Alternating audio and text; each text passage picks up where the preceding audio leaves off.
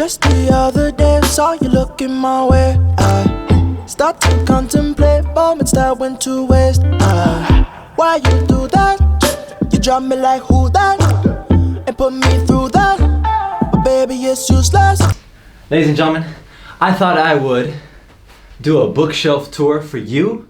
And we're gonna start this Booktube tour from the right and go left, because it's fun to do the opposite sometimes. And plus, that's where the heavier books are. You know, I don't like to organize my books according to the spine color. I think that's very silly. IMO. And we're just gonna talk about some stuff and see where we end up. We're gonna go from the most controversial to the most personal. I think that's a great way to organize this book tour. So, I'll let you guess what the ordering is of my bookshelf. It's a pretty small bookshelf. You know, I just moved to Romania like more than a year ago now, and I didn't want to come here with a lot of books because, like, you know, airplanes, and it makes sense anyway. So I came with very few books, and of course, like, wherever I go, I just start to hoard books, and I love books. It's okay, I'll read on a Kindle, but like, man, I'll read like 5 books on a Kindle and it doesn't make it to the bookshelf. So just imagine way more books up here. Anyway, let's start with the heaviest book I have, and also the most controversial. Well, not that one. This one, dude. Like, I think I heard somewhere that if you want to get attention on YouTube, you got to talk about controversial stuff. Well, what's more controversial than Margaret Mitchell's Gone with the Wind? You know, it's pretty wild these days, and I see it all from my, you know, far away third world point of view, okay? But the US is going wild. They, you know, HBO banned the movie, then they brought it back. People are like, it's a racist book, it's incredibly long and pointless. Man, like, I won't say those people are wrong, because there's more than a little bit of racism in here. But dang, this book is a time capsule, man. Like, you gotta check this book out. It's, first of all, it's well written, and like this, it's a portrait of a young woman, like, just kicking ass and just being in love with the wrong guy. And I would posit that this book is not like some hangover, like, let's go back to the Confederacy, like, you know, screw you, whoever made this like book. This book is about how the Confederacy was wrong, and it does nothing but like talk about how the war was pointless and how men had to die, and just not like, what's the word? It doesn't paint the South as this beautiful, like, it is beautiful, and she does paint it as beautiful, but she doesn't say like, we got to go back to that time. In fact, the folly of the book and the girl's mistake, Scarlett's mistake, is that she's in love. She thinks that she's in love with Ashley Wilkes, who represents the old-timey racist South. She thinks she loves him, but really, like, the book and the movie and everything does a great job of saying, no, she should be with Rhett, who's the future. He's very Southern, but he's like the renegade that she should be in love with. Just like Southerners should not be hung up on Ashley Wilkes or the Confederacy or the past. It was a wrong system, and it obviously collapsed. And this book is all about the future, okay? What's the famous last line of Gone with the Wind? Tomorrow is another day. So this book is about going towards the future, ladies and gentlemen. Up next is another book, Sashenka. And this book is freaking awesome. It's like a double spy story wrapped in a family drama about a young revolutionary during the Bolshevik Revolution. And of course she's beautiful, and she's incredibly smart. She was trained by her uncle, who like raised her to be this like counter revolutionist, and it just does a great job of showing how like everybody was against everybody during the revolution. It's by Simon Montefiore, and like, dude, he's got books in the history section of like bookstores. He's really well read, and he's got great taste, and he writes a really plotty, very addictive story in Sashenka. I would recommend it to anybody who's into Russian history and spies stories, and I would pair this with The Sympathizer, you know, like I would read those books together. Okay, up next we have the book of a young artist. This is his debut book right here, The Summer Abroad. You know, it wasn't my favorite book of all time, but you could really tell that the author, he put a lot of energy into the book. And you know, if you have about a few days, if you have like 5 or 6 days free to read a novel, I would pick this up. It's a quick read. It's about a bunch of immature dudes who backpack through Europe. And the style, like, it's not perfect, but it's forgivable in a debut author. For example, check out this sentence. She had no idea how to get back to her apartment. You know, simple, easy to read, and a great cover. It's my book. Next to that is another contemporary novel, Taipei by Tao Ling and Tao Lun. Dude, a great story full of drugs and misdemeanors and a lot of filming yourself. Man, I was turned on to this by a really good friend, roommate, and he's like, yo, I saw the craziest Goodreads review and I bought this book. And I was like, what's it about? He's like, man, you just gotta read it. I can't explain it. And yeah, it's just the modern age, man. Taipei, really crazy stuff. Crazy ass book. Okay, up next.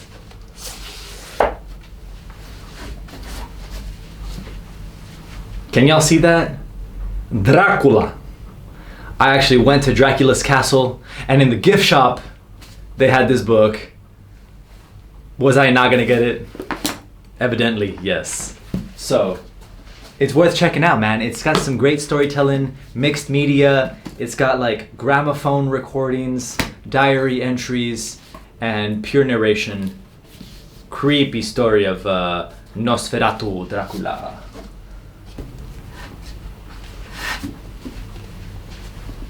Zen and the Art of Motorcycle Maintenance by Robert M. Piercy.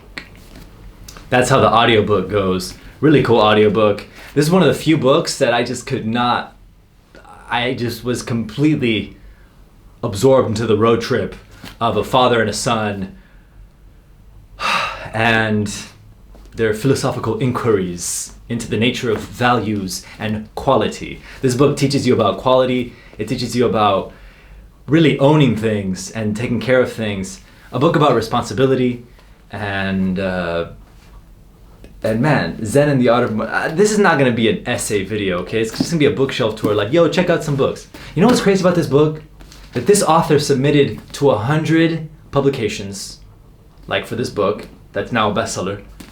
Only 6 people replied, and only one of them requested, like, the full manuscript. So, the story of 1 in 100, chances of success, very inspiring, on top of being a great book.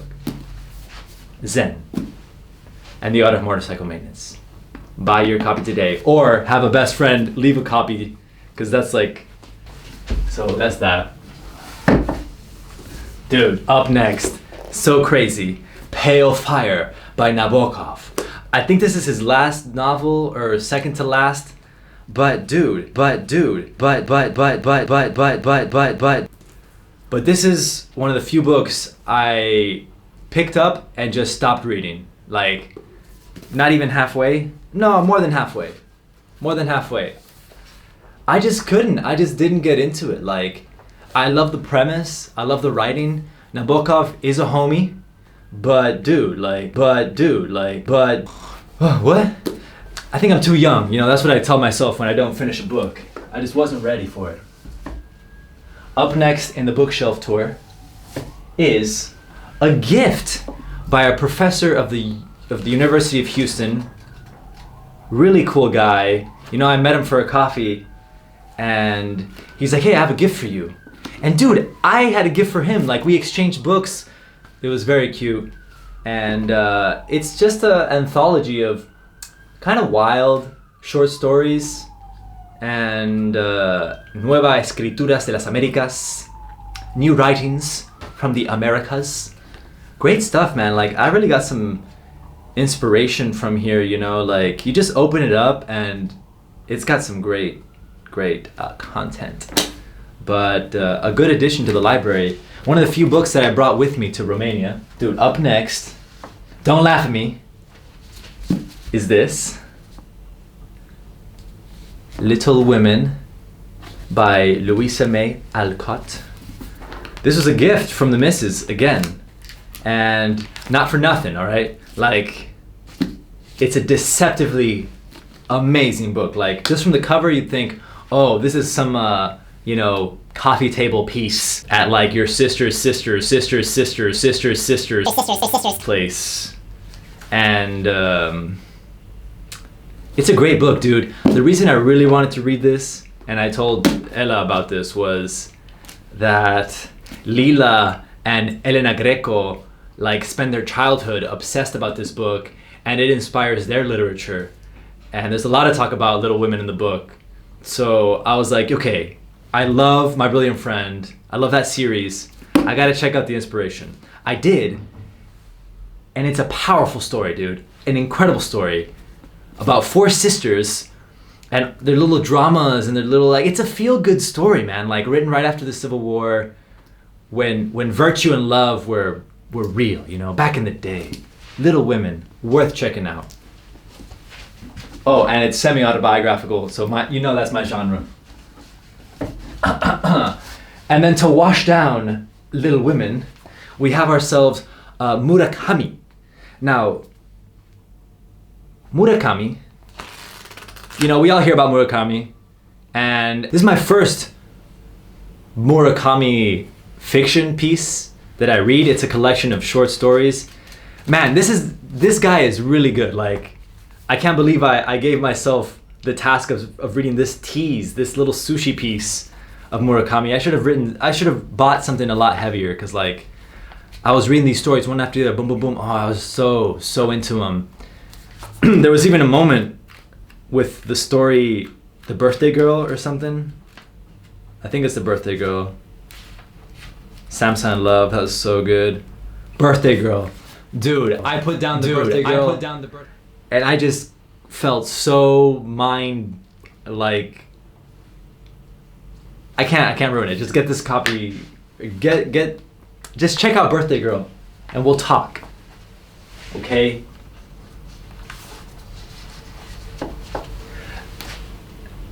Next to Murakami is the Romanian Murakami, Cortazar. And if the title of your book has the word women or woman on it, like, I'm gonna be into it. And this one has the title Why We Love Women, and it's a collection of stories, I would say, like, I'm trying to say if it's fiction or non-fiction.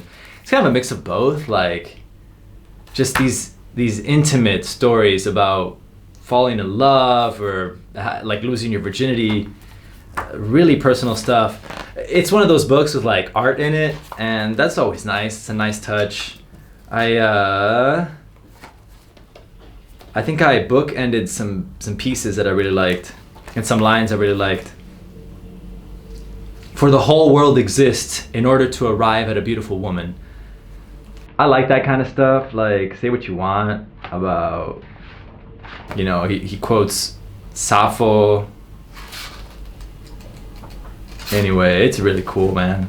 And on the cover, it looks like it's got David Bowie, but it's not David Bowie. It's like a Romanian woman, David Bowie.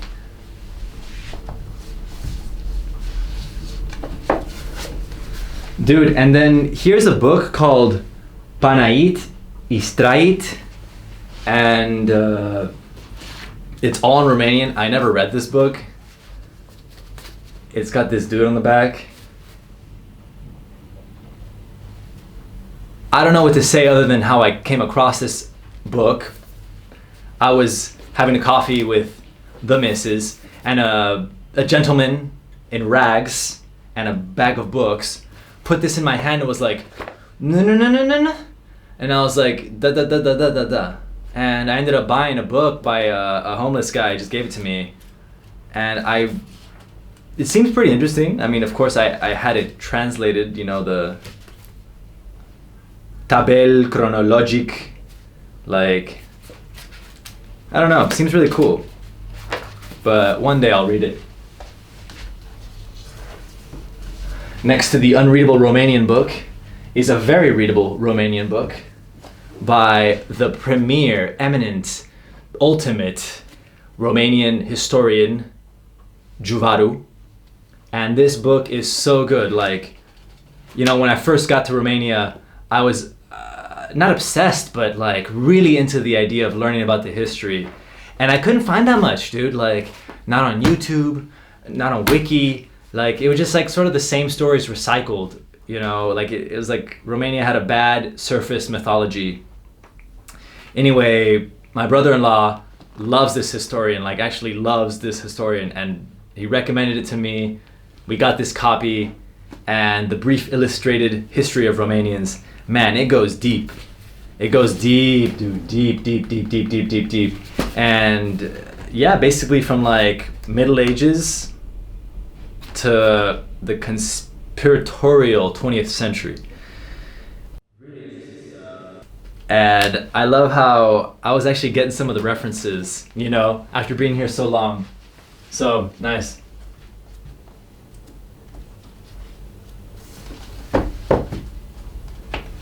Up next, we have a book by a gentleman who came to my company to sort of rile us up and get us thinking about business and missions and stuff. Really cool guy. He wrote a couple of books. This is his first one about how entrepreneurship with a twist can be very environmentally friendly and just great business.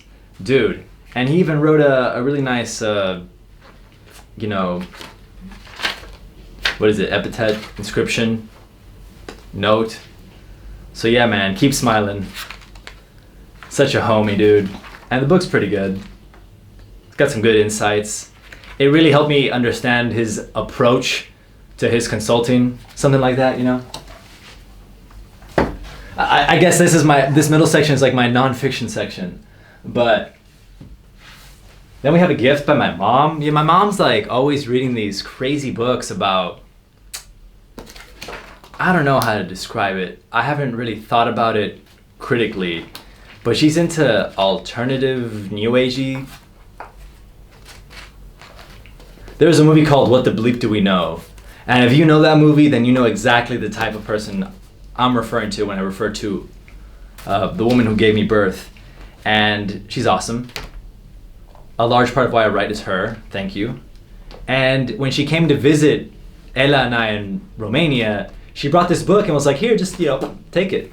And I didn't have that many books when I moved here. So I just like, okay, give me your, and I ate it. And it's all about systems, dude. It's about how systems run everything and how any institution is a system, how the human body is a system. Basically everything is a system and everything itself is a system, if that makes sense. And dude, I read this right before I read Zen and the Art of Motorcycle Maintenance. And the two books were very, very well aligned. It's rare when you read two books back to back that are completely different, but feed into one another. So,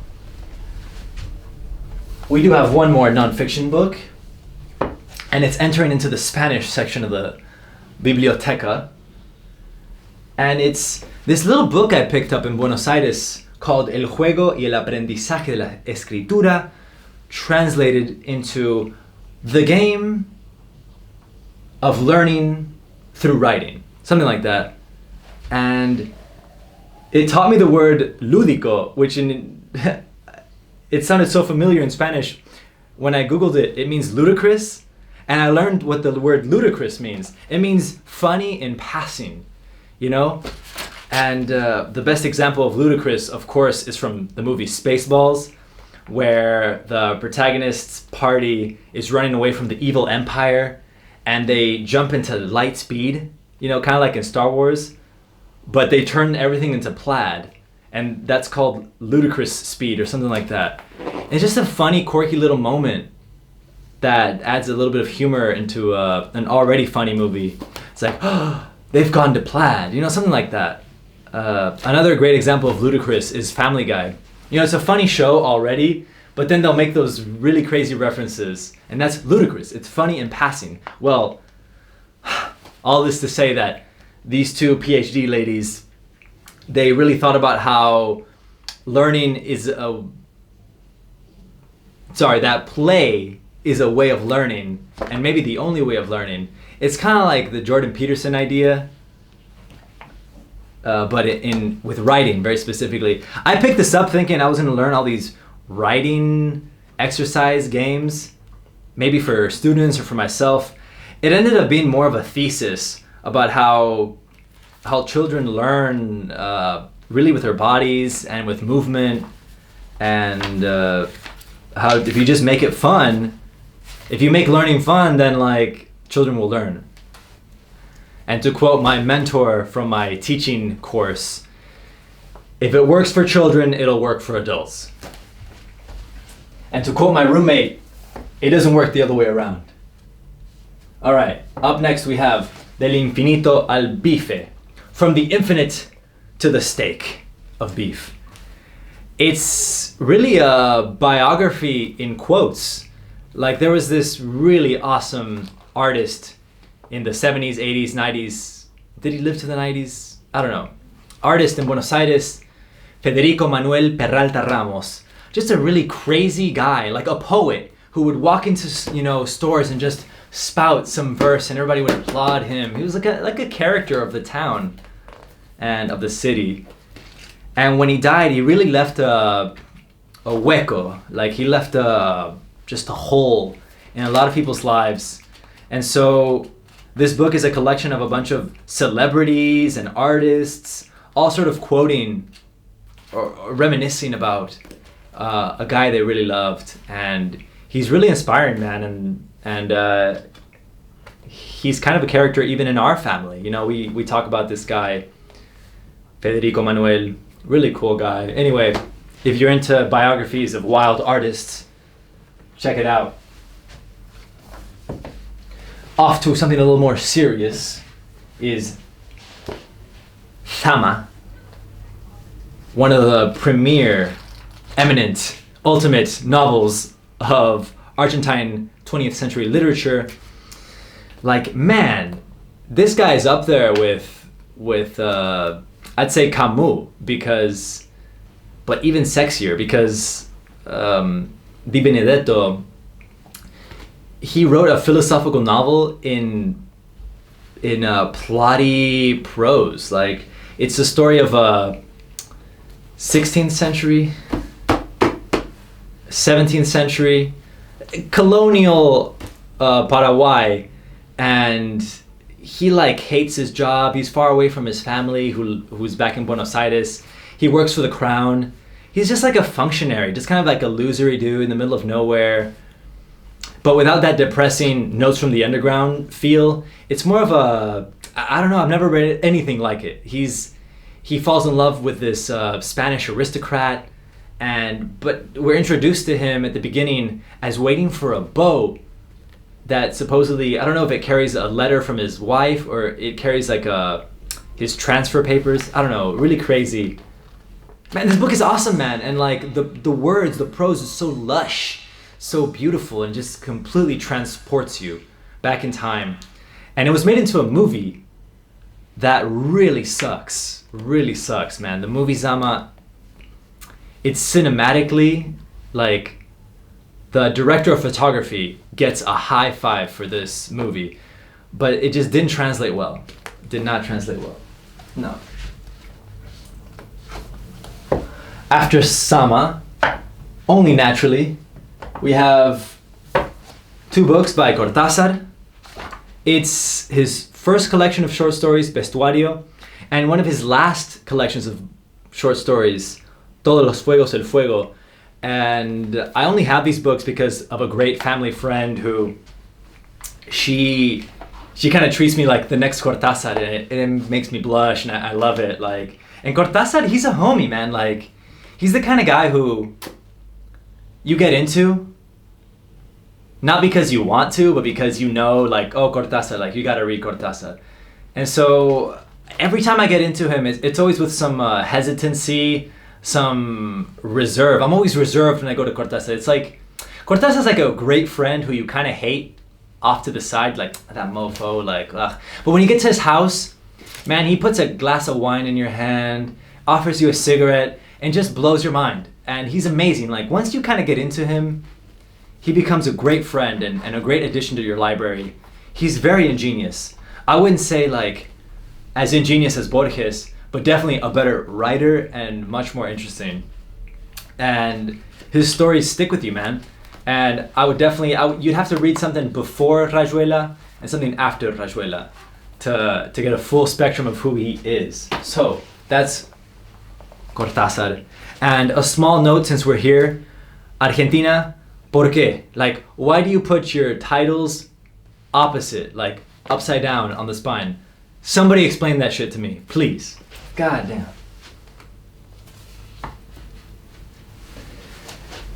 Uruguay does it right, okay? Let's check out the next book by Mario Levrero. I'm worried that thing's gonna fall. Mario Levrero. This guy is a writer's writer. To quote The Sympathizer, like, la novela luminosa. Like, this book is so good. Basically, this guy, Mario Levrero, in the 80s, I think he was in his 40s in the 80s, and he was about to undergo a terrible surgery. And you know, you're reading this like, oh my God, a writer undergoing terrible surgery. He was existential, he was nervous, he became morbid, you know? And he wrote a novel, like, boom, just poured out of him, which is this, basically. He wrote this novel in the 80s, and he said he was expunged from his fear of death. And he went to the surgery, and it all went A-okay. Okay, well, 20 years later, he wins the Guggenheim Fellowship. The Guggenheim Fellowship? I think it was Fellowship. So he can finish this novel, you know? He was like, oh, I have a few more chapters to write, and the Americans gave him some money.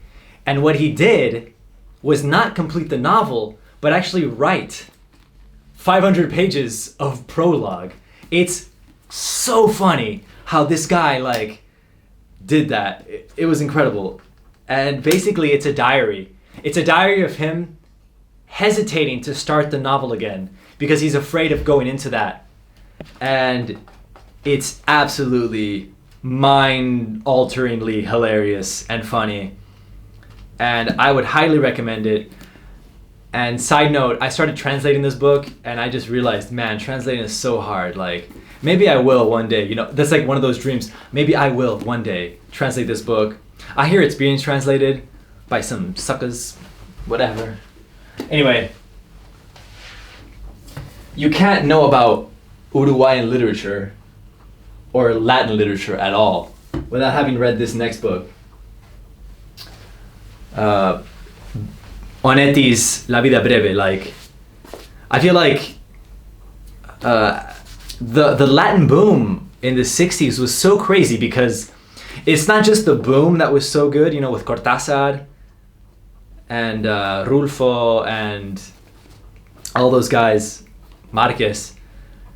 It's like the boom was the story of the boom, but then there's like the boom about the boom. Like, you know, like, it's like you had the beatniks around the same time. And then there's a story about the beatniks, which is just like this larger meta story. And people love the meta stories.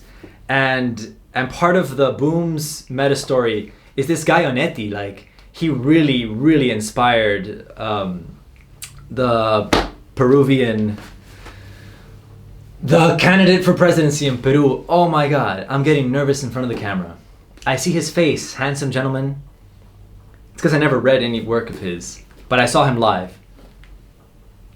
Give me a second.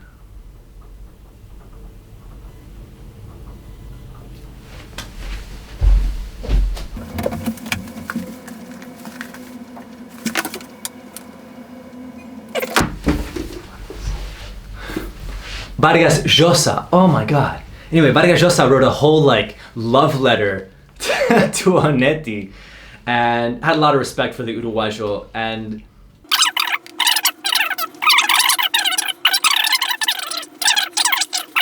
so, moving on, it was just like, I'm done filming. And it still has battery left, so I don't know why I did that. Anyway.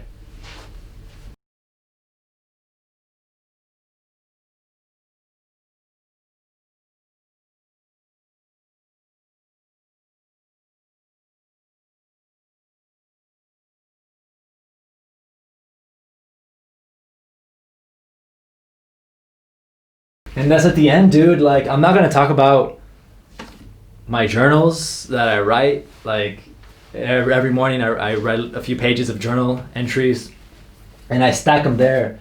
But this is sort of like the author tube half of the desk. This is all the Booktube half. So that's all I want to talk about in this video. Like, dang, 30 minutes. Like, how did I talk for so long? Like, god dang. P.S. I do have two of my favorite books in miniature form. You know, El Principito, first book that was ever read to me by my father, was so powerful and beautiful. At every age, it's a powerful story. And then something for young men, Kama Sutra. Like, its invocation in the beginning is even like a young man who has come across wealth, you know, in business, is now ready for pleasure. And just a great little, it's a lot more scholarly than I thought. The big, you know, adult version. This is kind of like some cute little version with, like, you know, like naughty photos in it. Of course, I have a bookmark at my favorite section, but and my second favorite section. I won't show it to you. Capullo. Anyway, so yeah, just a couple of minis, and these are all the books that I have, man. And we'll see each other next time, you know. Oh, remember to like, remember to subscribe. You know, all the YouTube game that we play. Let's have fun, let's connect, blah blah blah, yada yada, chiki chiki, bugu bugu, baga baga. Have a good day.